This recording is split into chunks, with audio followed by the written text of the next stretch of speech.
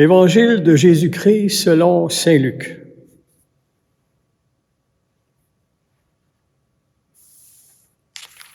En ce temps-là, le peuple venu auprès de Jean le Baptiste était en attente, et tous se demandaient en eux-mêmes si Jean n'était pas le Christ. Jean s'adressa alors à tous. « Moi, je vous baptise avec de l'eau, mais il vient, celui qui est plus fort que moi. Je ne suis pas digne de dénouer la courroie de ses sandales.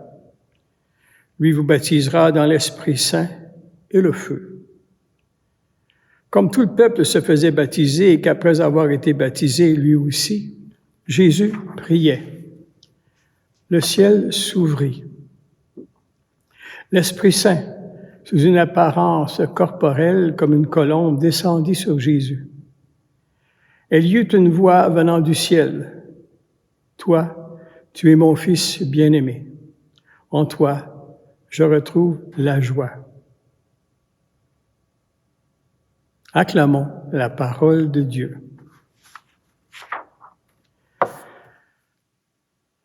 Alors, chers amis, nous nous retrouvons à la fin du cycle de Noël. Aujourd'hui, c'est la fête du baptême de Jésus. Alors, c'est quelque chose d'intéressant et d'important pour nous, mais je trouve que ça clôt le cycle de Noël. On est habitué, on a fêté le petit Jésus. Aujourd'hui, c'est le grand Jésus, c'est l'adulte. C'est l'adulte qui commence son ministère, qui commence sa vie publique, qui réalise son projet de vie. Alors, comme tous les ados ont grandi, on veut se réaliser. Alors, Jésus, c'est ce qui commence aujourd'hui. Or, les textes de ce dimanche, là, la première lecture, c'est plein de joie. Consoler mon peuple, c'est nous dire que il y a un Messie d'annoncer. Et tous les textes du temps de Noël là, nous ont préparés, nous ont mis dans l'esprit. Là, puis Jean-Baptiste était celui qui traçait la voie, qui alertait, qui disait « Changez de vie, il va venir. » Alors là, Jésus, il vient, alors il embarque dans les traces de Jean-Baptiste. Le texte est sobre avec Luc. Il dit « Tout le monde attendait, se faisait baptiser. Jésus est allé là aussi, a assumé toute notre destinée à nous autres. » Puis là, il parle la sienne à lui. Je trouve ça intéressant, là. Il y a plein de symboles. Bon, il faut avoir étudié ça. Vous n'êtes pas familier. Puis c'est pas le lot de tout le monde d'être familier avec ça. Mais ce que le texte dit, là, le ciel s'ouvrit. Je sais pas si vous vous souvenez, dans les gens qui ont suivi la liturgie du temps de Noël, puis de l'Avent, comment Isaïe disait que le ciel s'ouvre, laisse pleuvoir le juste, puis que la bonté vienne du ciel. Alors là, voyez-vous, il faut être alerte pour voir que dans ce que Luc dit, le ciel s'ouvrit. Ça veut dire que ça, c'est la réponse qu'on souhaitait. Le ciel se fait présent sur terre en la personne de Jésus. Et sous une apparence corporelle. Alors, on essaie de traduire le spirituel là. On n'est pas équipé pour ça. Sous une apparence, puis la colombe, c'est la paix. Puis après le déluge, c'est la colombe qui fait comme un renouveau, qui est dit qu'on peut recommencer.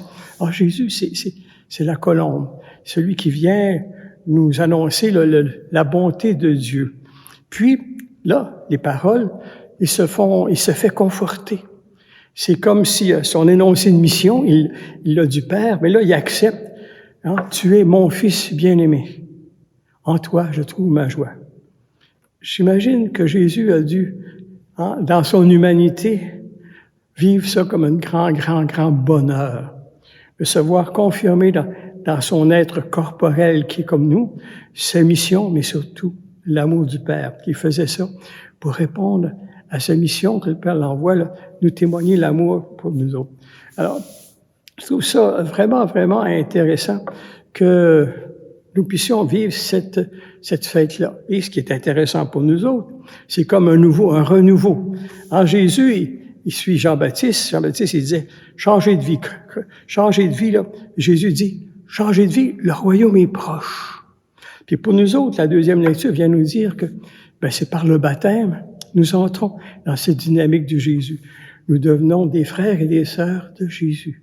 Alors, c'est une belle fête, ce dimanche du baptême de Jésus. Alors, si vous voulez, on va rendre grâce à Dieu de ce Dieu d'amour qui a envoyé son Fils nous le prouver, le vivre, cet amour-là pour nous autres, jusqu'à donner sa vie. On va rendre grâce aussi qu'il nous associe à sa vie. On peut être baptisés, nous autres aussi, et entendre dans le fond de notre cœur cette voix du Seigneur qui dit, tu es mon enfant bien-aimé, je t'aime beaucoup, tu as du prix à mes yeux, reprenant les paroles d'Isaïe. On va rendre grâce au Seigneur, on va lui demander de nous aider à être fiers de cette adoption-là et de pouvoir vivre de la vie de Jésus avec l'Esprit Saint et d'être en paix entre nous autres et d'avoir une vie qui nous permette de vivre en société marquée par ce sceau des enfants de Dieu.